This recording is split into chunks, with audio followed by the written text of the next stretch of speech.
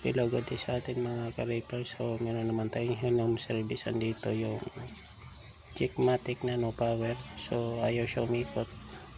So stock up yan mga boss. Yung ginawa ko dyan, na check ko ay stock up yung kanyang rotor.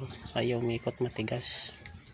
So ganyan yung madalas na nangyayari sa mga Jigmatic mga boss. So chinik ko yung capacitor na yan. So goods naman. So inikot-ikot ko lang yung kanyang fan hanggang lumambot siya, kasi ganyan yung madalas nangyayari kung minsan lang ginagamit mga boss yung mga ganitong Jigmatic.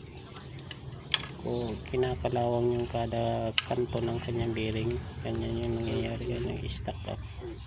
So chinik ko na yan, goods na yan mga boss. So hindi lang natin na video na gumagana yan mga boss, kasi wala tayong taga video. Mahirap kasi walang taga video. So ganun yun ang ginagawa nyo mga boss. Pag may ugong ayaw umikot, buksan nyo lang yung kanto na yan, punta ka dyan sa may fan nya, ikot-ikutin nyo pag matigas, ikot-ikutin nyo lang yan mga boss hanggang lumambot, para bumalik sa dati, umikot na siya.